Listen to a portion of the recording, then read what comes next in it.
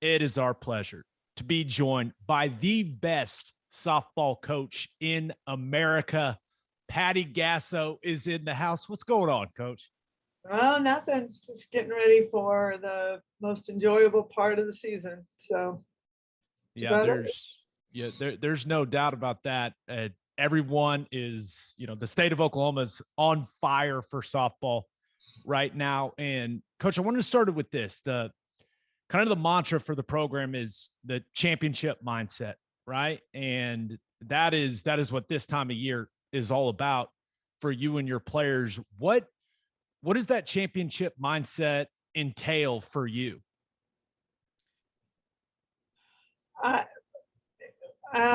lot of things, but really, you got to be really connected as a team going forward. You have to have a really tight connection. And to me, a championship mindset is like you're really rooting for each other in every at bat. Like you're engaged, you're paying attention, you're focusing on what we're doing. Your mind is clear, you're very confident, you're free to swing, you're free thinking, you're free moving, you're not getting all clouded with thoughts in your own mind or overthinking or questioning. You just have to be as free and really trust that process, because it sounds so easy and it's not. But in our game, there's so much time to stand around that your mind can really mess you up. And so it's really trying to be free in every way, shape, and form, and just really create this bond and this like unmovable force, offensively, defensively, where really have to have all cylinders working as you go into postseason. So that's what our goal is right now. We've come together and just started a whole new reset. And during our games, one of the things we talk about in the 7-inning game, we talk about the first 3 innings and just setting your standard. The 4th and 5th are like work innings. Now we got to really get to work. We got to really set our tone, continue to push. And 6 and 7 are your championship innings. And that's where you need to be your best. That's where you come through. That's where clutch comes from. And that's where we are in our season. We're in the 6th and 7th inning. In other words, we're in our championship style season. So everything needs to be working well and working right. I think that's an interesting point. The time that you have in your sport, like say you have a strikeout, you may have to go stand out in the outfield, not get a ball, and then maybe not get another at bat for, a couple of innings. So that the failure can really weigh on you. And, you guys are coming off of the loss against Oklahoma State, and there's time there before you kind of head into the postseason even more so. Is that a challenge after a game like that to keep that focus, as you talked about, like in the frame of a game, but also within kind of where you're at in the season?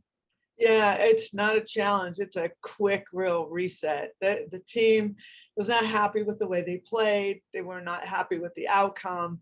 And all they want to do is get back on the field and get it right. So there's a new, refreshing attitude. Like we can't go into postseason and have a game where we're just, not hitting on all cylinders. So they're really amped for that. We're also doing a lot of things kind of team oriented. We went out to beautiful Lake Thunderbird last night for a sunset powwow and just kind of a little fire pit type. You just try to create those moments.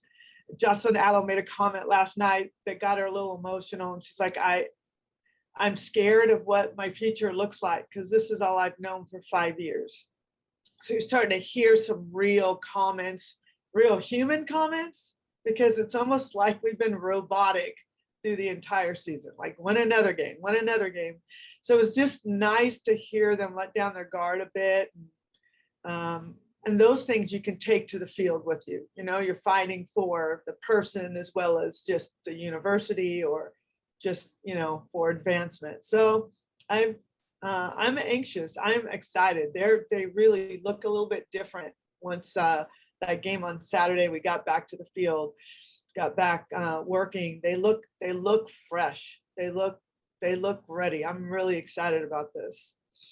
That's exciting to hear, Coach. Now, going back to the championship innings, how hard is it for you when you have 35 run rule games? How hard is it for you to simulate that pressure, whether it's for your pitchers, for your hitters in those 6th and 7th innings, when really you didn't play a lot of those, especially you didn't play a lot of them in tight games. So how do you and your staff like try to simulate them feeling that pressure? Yeah, we do it a lot, actually. We are fans of crowd noise. I hate it. It's so irritating, but if it irritates them, then I know that I've got something going on, you know? So I try to stir their emotions or kind of rattle them in different ways. I take the microphone and I just kind of call out the situations. Every hitter might have a different situation, a different count. And we kind of set the tone and kind of give it a second to sink in, and then we get after it. So it is constant challenge. And some of the best games we've had are inter squads. And if I could have it televised for you, you would enjoy watching Jordy Bahl facing Jocelyn Allo, or, you know, some of these matchups, and the way they play at practice is very, very game-like. And if you saw it, you would enjoy it. And that's that's our standard. That's part of your championship mindset, is just making your practice as hardworking and intense and everything you expect to see in a game. So we did that as early as yesterday. We were just getting after it right from the start. Now, you mentioned Jordy Bahl there. I was trying to give enough time to let Gabe ask the question, but I'll go ahead and dive right in here. Jordy Bahl out over the weekend. What's the thoughts as you're heading into the postseason here? Yeah, she is out, and she was out, but we are still hopeful. And this is going to come down to a doctor. It's x-rays, it's her forearm, it's what her forearm looks like. There was a time when she couldn't lift her arm. It happened on Saturday. Let's see, when was it? The weekend Saturday that we played Oklahoma State here. And she fielded a ground ball in our pregame warm-up, threw it, and felt something just really attack her forearm, and went in, said it was hurting so badly. They got the x-rays, and she's been in constant care and everything we can do to help her through it. The pain has subsided substantially.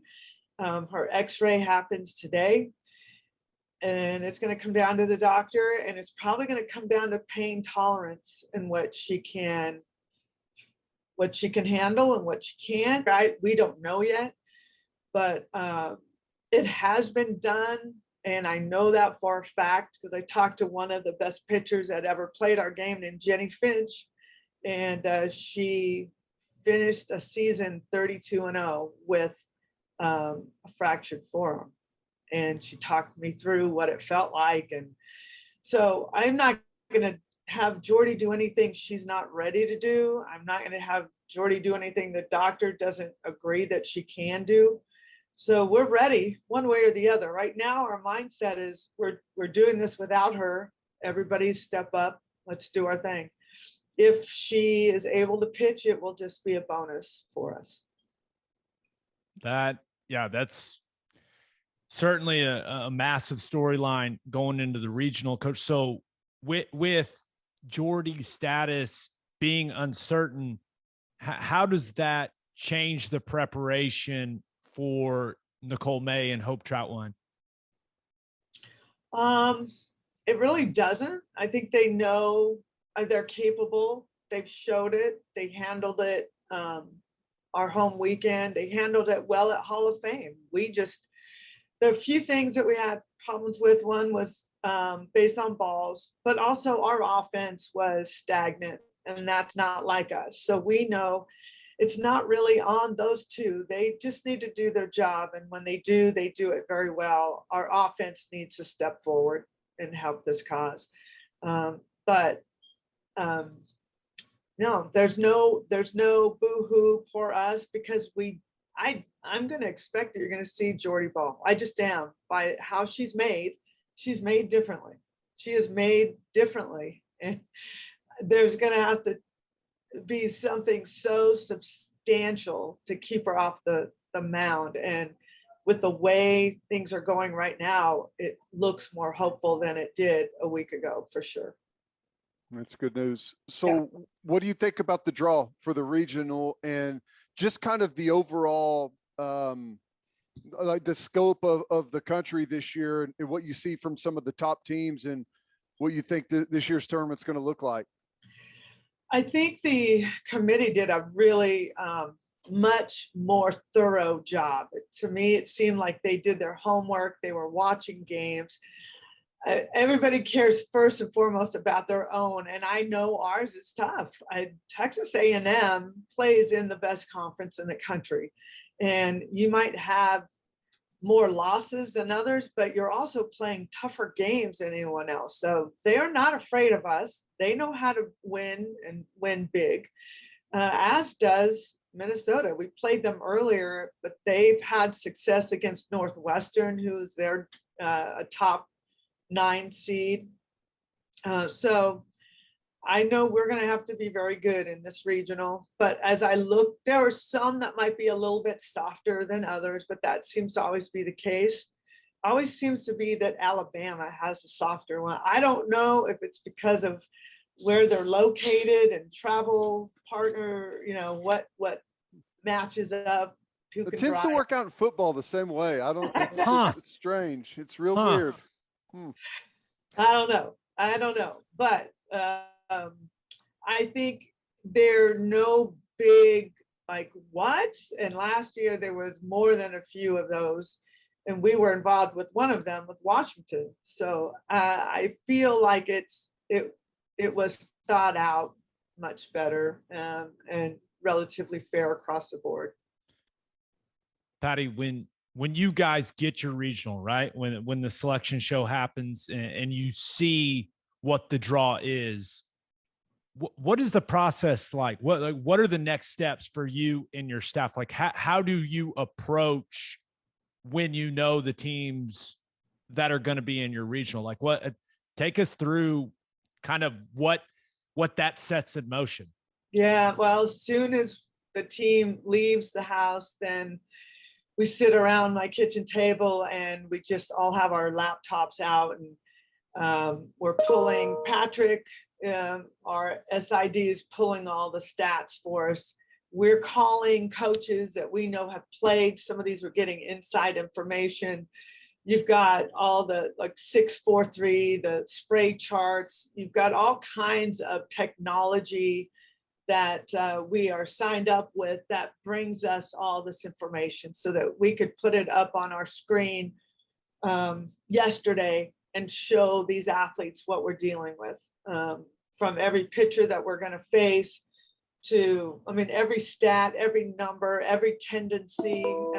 Softball has come a long way when it comes to technology. There's so much involved than it used to be.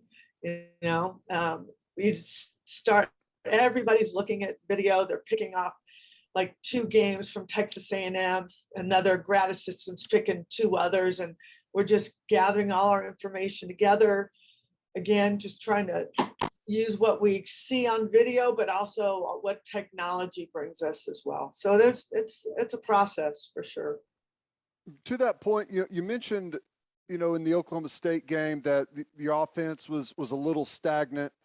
And I'm curious, is that perhaps some of that technology coming in whenever you've played a team so many times in a short span, or is there something in the offense that you feel like is needs to be addressed as you move forward? Because my natural thought is once you get into a regional against some teams that you haven't been playing as much, that the offense is going to bounce back. No, we'll bounce back. I think Saturday was about heroics. I think there were big swings and a lot of and a ton of fly balls. And Hall of Fame is in Oklahoma is quite interesting because the wind will dictate a lot for you. So if the wind is blowing one way, you better be ready to pull the ball over. There's certain fields that a ball will go to die. And that's what we were doing. We were hitting a lot of balls up in the air that were just hanging there. But there were some good swings, but they were just a little too big.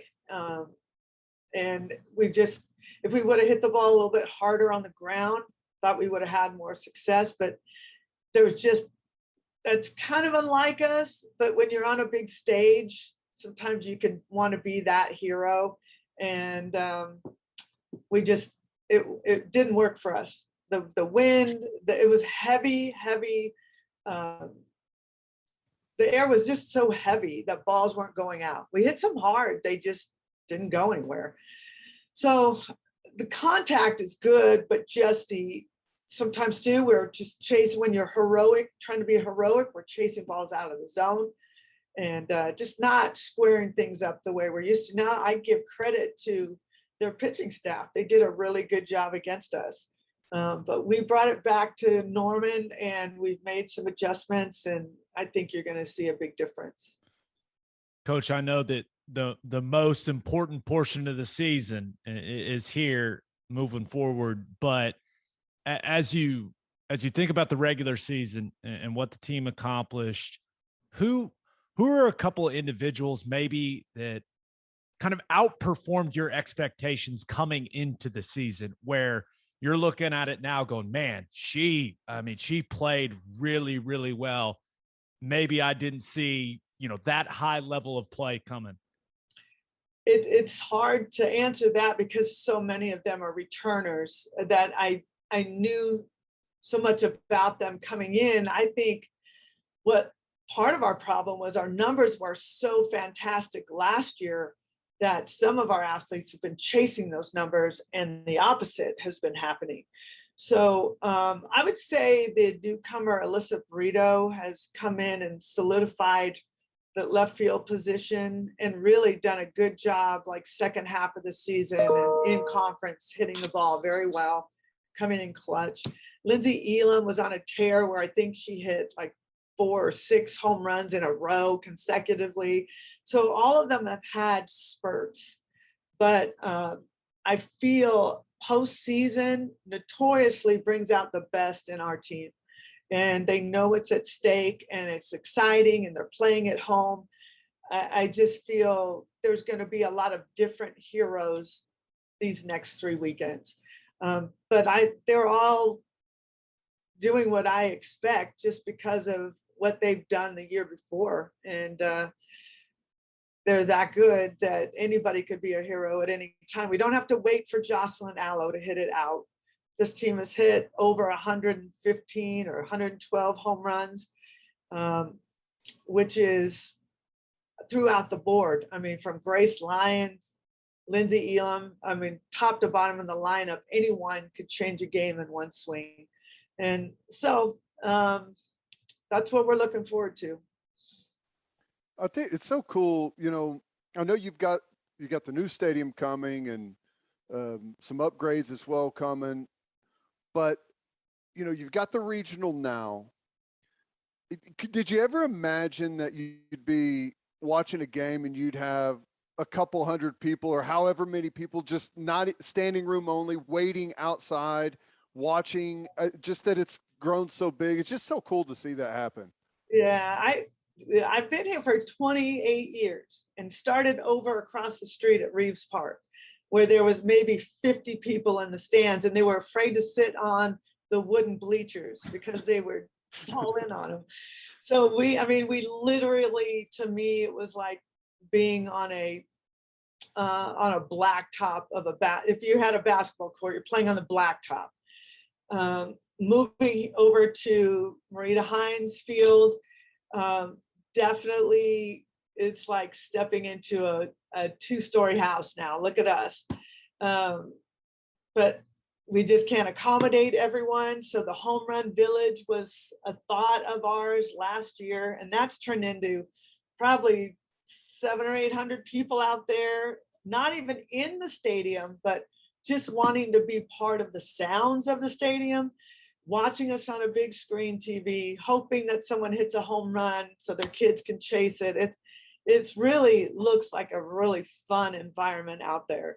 But what's on all of our minds is that we're going from the 2-story house to a high rise with the Love Stadium. And this is the one piece of the puzzle that's been missing from our program since I've been here, is just a legitimate stadium that can lead us into the SEC, that can seat 3,000 to 4,000 people and room for more if needed. So I am just so excited about the future, but to see what what softball fans have done in this state and supporting us and Oklahoma State. There were 7,000 people at the Big 12 tournament. Those are numbers that the World Series was seeing not too long ago. So I don't know exactly how or why, but I do feel the Sooners are a little part of the excitement of the fans wanting to get closer to this sport, and ESPN taking it on and saying, let's show you what female athletes look like and then play the game well. People love it. It's 2.5 hours. It's not 4.5 hours. So you still have time in the day to be with your family and so forth. But there's a lot of spirit in our sport. There's a lot of cheering and a lot of energy and a lot of passion. And I think people love to see that as well. Coach, we really appreciate the time. I know you're extremely busy right now. If you want to say anything else to the fans, go ahead. You can just take this thing over. We'll let you do that. But other than that, man, thank you so much for the time. And we cannot wait to watch your team play in the postseason. The only thing I want to say is I hope people know that 2 elite Sooner football players have the headphones on right now. So you want to be listening to me, but these are the guys that helped build OU football and continue to live in elite status. So I'm just a squirrel. You guys are the main attractions. Oh my gosh. Okay. Patty, you're the best. Thanks. It's awesome. But the fact you guys support us means a lot. That is a whole nother. We're getting respectable press and interest from everybody, and we just appreciate you guys following and pumping up college softball. It means a lot to us. People love it. I mean, they love it. I was talking to someone yesterday, and there's no doubt in my mind, OU softball, I mean, it's inching closer and closer to OU football in popularity. Like, well, wait a minute. Let me. I'm just saying. I'm just saying, when you talk about, and not to disparage any other athletic program at OU or anything, but it's football, and then I don't think there's any doubt, Ted, softball is number 2 in popularity. Well, I damn near had a mutiny on my hands, Coach, whenever the ESPN broadcast went down when it was going to extra innings. I had a bunch of people from the neighborhood over hanging out by the pool. It was mayhem. Mayhem. Well, I'll tell you, that's another big wow moment for me, because I've lived in OU football and lived here for so long, and I understand it and I get it. And football is the king. We'll happily be the queen. Happily be your. I mean, there is no doubt you guys are the queens of the state of Oklahoma. Patty, you're the best. Thank you. All right. Thanks, you guys.